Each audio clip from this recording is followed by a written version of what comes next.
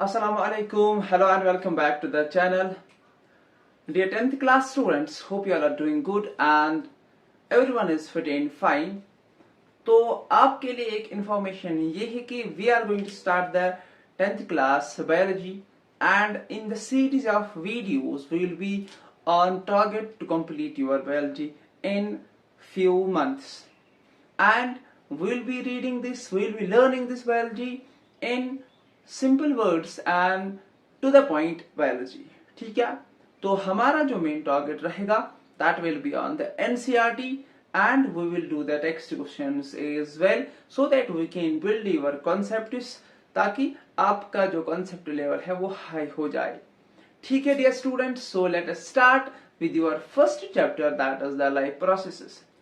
इससे पहले आपको ये याद रहना चाहिए कि हमारा जो भी क्लास होगा, हमारा जो भी लेक्चर होगा, will be on point to discuss every concept. So आपको बोर नहीं होना है, आपको अपना 100% कंसंट्रेशन टुवर्ड्स द लेक्चर देना है. Starting with your first lecture, first part that is the life processes. पहले हम इसका फ्लो चार्ट देखेंगे and we will see the chapters, we will see the topics which we have to cover in this particular chapter. सबसे पहले अगर हम life process की बात करेंगे, इसमें हमें we have to learn about the life. अगर आपसे कोई पूछेगा कि लाइफ क्या होती है तो आपका क्या रिएक्शन रहेगा कि अरे भाई ये क्या, ये कौन सा क्वेश्चन मुझे पूछ रहा है, how can I define life. हम लाइफ को कैसे डिफाइन कर सकते हैं, या आप कैसे एक ऑर्गेनिज्म को कहोगे कि ये एक लिविंग ऑर्गेनिज्म है या एक नॉन लिविंग ऑर्गेनिज्म है. आपको अपनी एनसीईआरटी क्या कहती है वो मैं आपको बताऊंगा. And what is your NCERT telling us. अगर हम कहेंगे एनसीईआरटी हमें क्या कहती है, वो एक कॉन्सेप्ट देती है मूवमेंट के बारे में. बच्चा किसके बारे में, मूवमेंट के बारे में. सर हमें समझाओ क्या मतलब.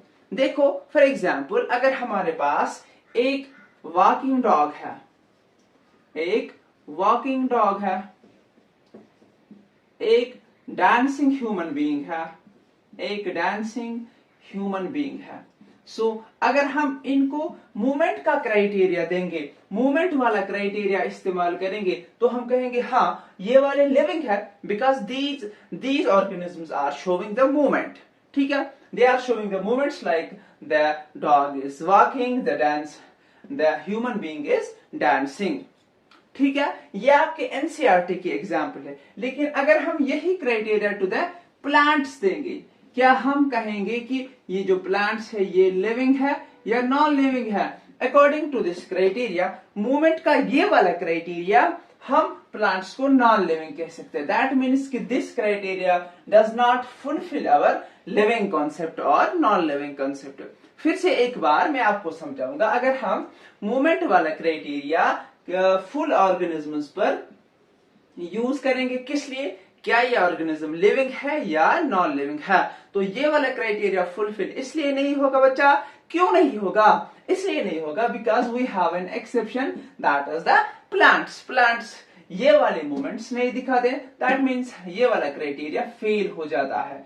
ठीक है, तो हम कहेंगे नहीं भाई, हम ऐसे बोल सकते हैं कि ये जो प्लांट्स हैं their leaves show the movements. ठीक है, their leaves show the movements, their branches show the movements. लेकिन हमने वॉकिंग वाली मूवमेंट की बात की थी, डांसिंग वाली मूवमेंट की बात की थी. ठीक है, so this criteria does not fulfil our living and non living definition और द कॉन्सेप्ट. ठीक है, इतना समझ में आया. अब हम कहते हैं देखो, अगर हम प्लांट्स की बात करेंगे, प्लांट्स की जो मूवमेंट्स है, ब्रांच मूवमेंट्स करते हैं, लीव्स मूवमेंट्स करते हैं, क्या इस बिना पर हम इसे लिविंग और नॉन लिविंग कह सकते हैं? नहीं कह सकते, मत कह सकते हैं. तो हमारे पास एक और कॉन्सेप्ट वो ये है कि हम कहते हैं कि देखो हमारे पास ये जो प्लांट्स हैं, ग्रीन प्लांट्स जो होते हैं, इनके पास ग्रीन लीव्स होते हैं, तो हम इस बिना पर कहते हैं कि ये वाले लिविंग है. लेकिन कुछ प्लांट्स ऐसे होते हैं जिनके पास डिफरेंट कलर्ड लीव्स होते, क्या वो वाले फिर नॉन लिविंग है? दैट मीन्स वो वाला भी कॉन्सेप्ट कहीं तक that concept will fail, that definition will fail according to the colour of leaves. ठीक है, तो हम कैसे कहेंगे एक ऑर्गेनिज्म लिविंग है और एक ऑर्गेनिज्म नॉन लिविंग है? तो हमारे पास एक डेफिनेशन आती है, that is the molecular movement. That is the molecular movement. Molecular movement उसका क्या मतलब है? Molecular movement, these are the molecular movements. जब हम मॉलिक्यूलर मूवमेंट्स की बात कर रहे हैं, ये वाले डेफिनेशन, ये वाला क्राइटेरिया हम इस्तेमाल करेंगे सो दैट हमें ये पता चले कि एक ऑर्गेनिज्म में लाइफ एग्जिस्ट करती है या नहीं करती है। फॉर एग्जाम्पल, अगर हम देखेंगे कि हमारे पास एक सिंगल सेल्ड ऑर्गेनिज्म है, we have an single celled organism, single celled organism, ठीक है। सो इस ऑर्गेनिज्म को हमें ये देखना है कि ये वाला ऑर्गेनिज्म लिविंग है या नॉन लिविंग है। तो हम देखेंगे इसमें क्या मॉलिक्यूलर मूवमेंट होता है। For example, we have the oxygen, we have the carbon dioxide, these are the molecules. क्या एक ऑर्गेनिज्म ऑक्सीजन इनहेल करता है या एक्सहेल करता है? क्या एक ऑर्गेनिज्म कार्बन डाइऑक्साइड इनहेल करता है, कार्बन डाइऑक्साइड एक्सहेल करता है? ठीक है, तो इस वाले इन मूवमेंट्स को हम कहते हैं molecular movement. So we have a simple definition here. We can say an organism is living और there is life in an organism because this organism have the molecular movements, ठीक है। This organism shows the molecular movements, that is why this organism have life। समझ में आ रही है आपको बात? सो एक ऑर्गेनिज्म को हम तब कहेंगे कि ये लिविंग है, इसमें एग्जिस्ट करती है लाइफ, जब एक ऑर्गेनिज्म क्या दिखाए? Molecular movements। Molecular movements का मतलब है simple, we have the oxygen and the carbon dioxide, that is the gaseous exchange। Whenever there is the gaseous exchange in an organism, we can say that there is the life in that particular organism। समझ में आ रही है आपको बात? That is the concept of life, that is in your NCERT। तो NCERT में आपका पेज नंबर 181 भी है, ये आपको याद रखना है।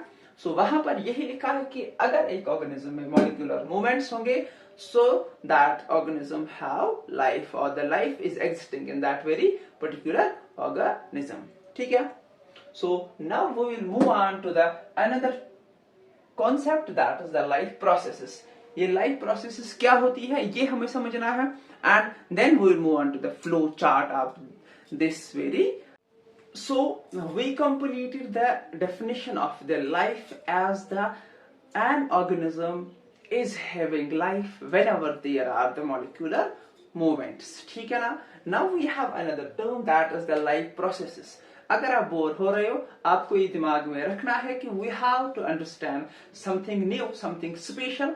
तो इस वजह से आप बोर नहीं होगे, ठीक है। हमारा जो भी लेक्चर रहेगा that will be on point। इसलिए अगर आप बोर हो गए तो आपको ये होगा कि आप उधर इधर डल जाओगे, फिर आप कहोगे कि ये कारवा क्यों लुटा। ये कारवा तो इसलिए लुटेगा ना जब आप डिस्ट्रैक्ट हो जाओगे, ठीक है ना। आपको डिस्ट्रैक्ट नहीं होना है, आपको लेक्चर पर ध्यान देना है और अच्छे से आपको समझने की कोशिश करनी है। So we have another term, that is the life processes. पहले हमने लाइफ को डिफाइन किया, अब प्रोसेसेस। अब इस लाइफ को हमें मेंटेन करना है, ठीक है ना। सो हम कहेंगे these are the those processes which help an organism to maintain the life. So हम ऐसे कह सकते हैं, the life processes are those processes which help an organism to maintain its life, or these are the metabolic processes, these are the metabolic processes that help an organism to maintain its life, to maintain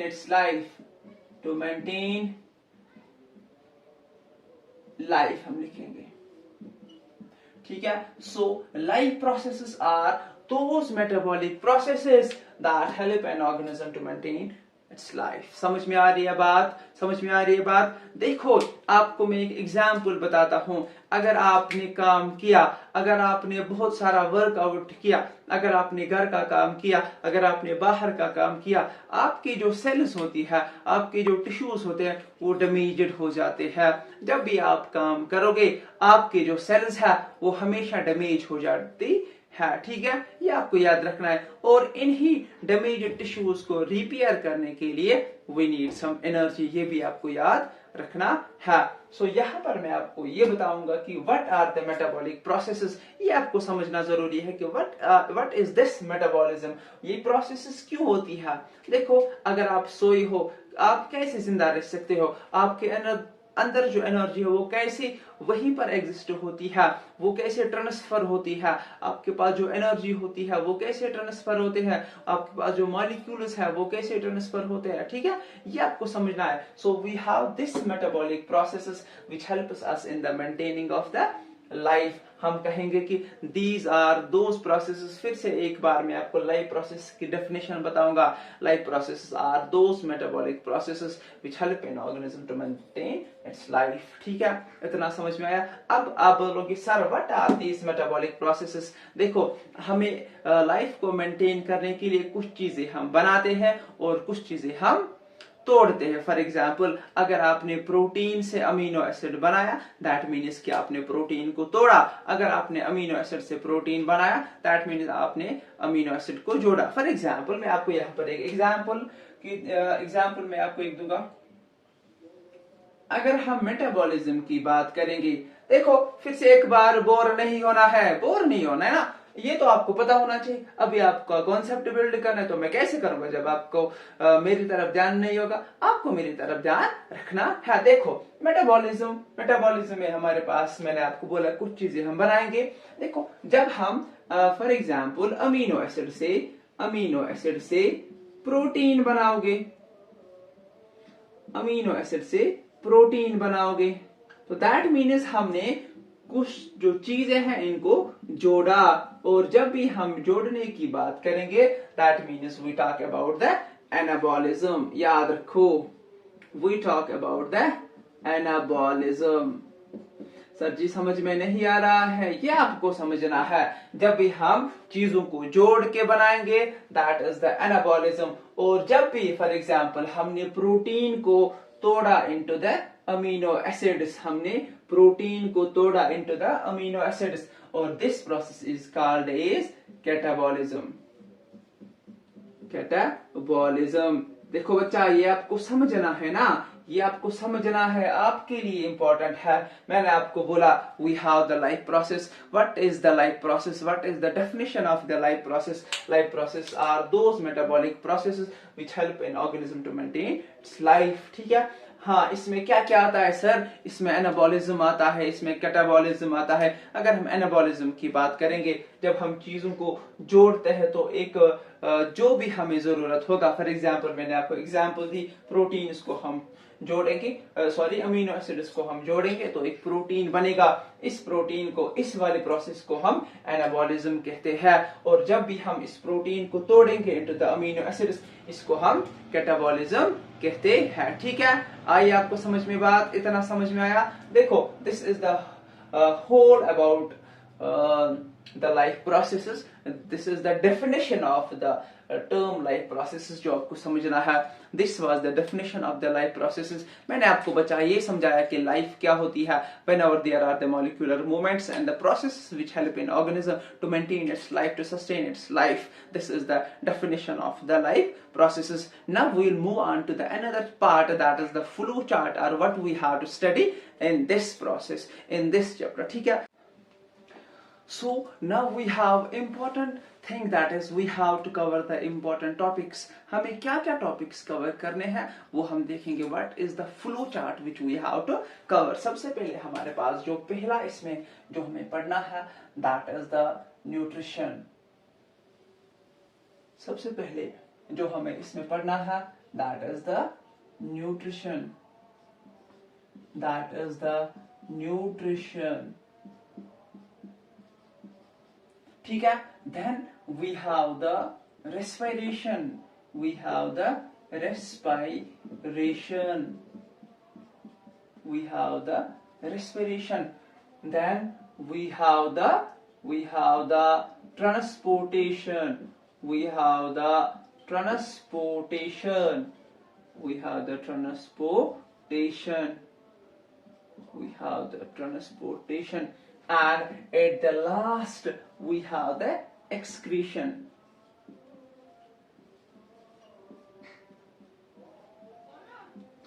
these are those topics which we have to cover in this particular unit. ठीक है ना?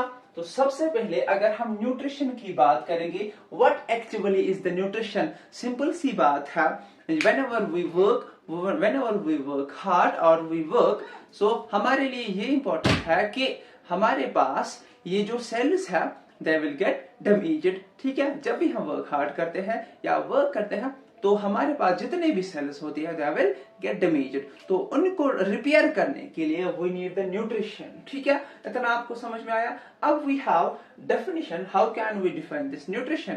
We have a simple definition, that is the intake of the food and utilization of the food for the repairing of the tissues. ठीक है, ये हम जब भी हम ये वाला चैप्टर स्टार्ट करेंगे, आई मीन दीज टर्म्स, तब मैं आपको अच्छे समझाऊंगा. यहाँ पर आपको सिंपल याद रखना है, इस न्यूट्रिशन में हमें एक तो ऑटोट्रोपिक न्यूट्रिशन पढ़नी है, and the हेटेरोट्रोपिक nutrition.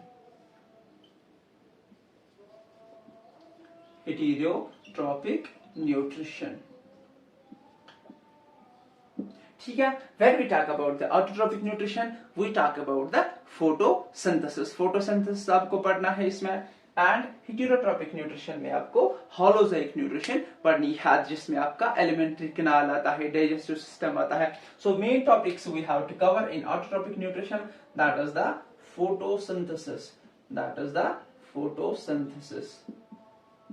And in heterotropic nutrition, what is the main part we have to cover? We have to cover the human digestive system, and this is the elementary canal which we have to study. This is the holozoic nutrition which we have to study. समझ में आ रही है आपको? थोड़ी थोड़ी बात मेरी. सबसे पहले न्यूट्रिशन को हमने डिफाइन करना है. It is the intake of the food, utilization of the food for various vital activities. Then the autotrophic and the heterotropic nutrition. autotrophic में हमें फोटोसिंथेसिस पढ़नी है, एंड हेटेरोट्रोपिक में ह्यूमन डाइजेस्टिव सिस्टम पढ़ना है. Now we will move on to the respiration. What is respiration? Simple सी बात है, respiration and the breathing, these are two different terms. Respiration में आपको सिंपल याद रखना है कि जब हम फूड को ऑक्सीडाइज करेंगे, oxidation of the food, simple आप याद रखोगे, ऑक्सीडेशन ऑफ फूड किस लिए? So that we can get the ATP. ठीक है, तो यहां पर आपको रेस्पिरेशन की दो टाइप्स पढ़नी है.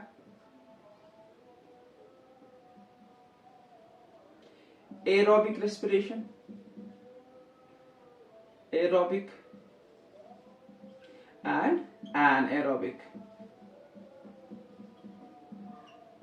So this is quite simple, but it's very important for your examination point of view. आपको aerobic and anaerobic. जब aerobic की हम बात करेंगे, that is the respiration in presence of the oxygen, and anaerobic, it is the respiration in absence of the oxygen. ये हम बहुत ही अच्छे से पढ़ेंगे जब हम these topics, when we will start these topics, तो हम इनको बहुत ही सिंपल वे में और up to the mark पढ़ेंगे, जितना आपके लिए important है. समझ में आ रही है आपको बात? Now we have the transportation. देखो, आपके पास जो ऑक्सीजन आता है, कार्बन डाइऑक्साइड सेल से बाहर निकलता है. सेलुलर रेस्पिरेशन के बाद जो भी वेस्ट मटेरियल है इन द सेल्स, उसको ट्रांसपोर्ट करने के लिए, न्यूट्रिएंट्स को ट्रांसपोर्ट करने के लिए आपको ट्रांसपोर्टेशन इन प्लांट्स पढ़ना है, एंड ट्रांसपोर्टेशन इन एनिमल्स अलग अलग पढ़ना है. अगर हम एनिमल्स की बात करेंगे, वी हैव हियर हार्ट, जो आपको जरूरी पढ़ना है. हार्ट में हमारे पास we have the double circulation, जो हमें यहां पर कंप्लीट करनी है. दिस इज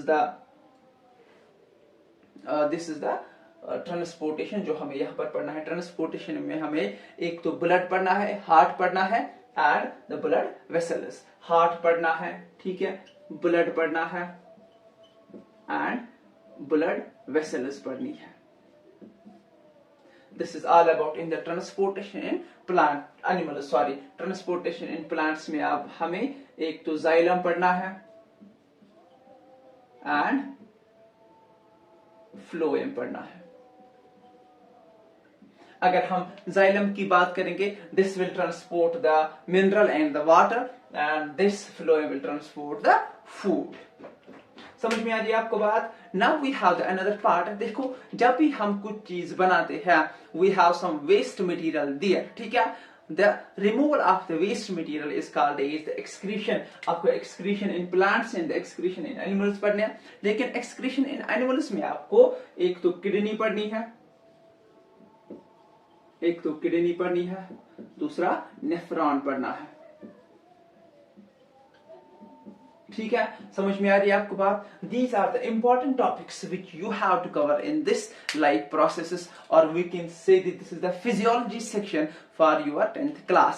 ये आपको समझना है। सबसे पहले हमने क्या देखा? हमने ये देखा we have the nutrition, then we have the autotrophic and the heterotrophic nutrition, then we have the respiration anaerobic and the aerobic respiration. In the transportation we have the heart, blood and the blood vessels। This is the transportation in the animals, ठीक है। Vascular system in animals, then we have this xylem and the phloem in plants. ये वाला हमारे पास animals का section है। This is the section from our animals and this is the plants,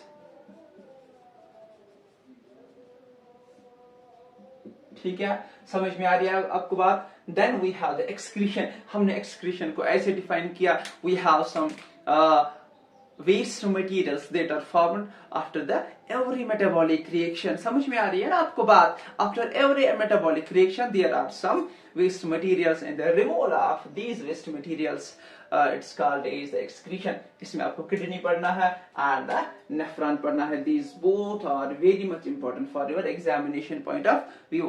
So this was all about this life process and the flow chart of the life process जो हमें पढ़ना है। I hope you have enjoyed the video।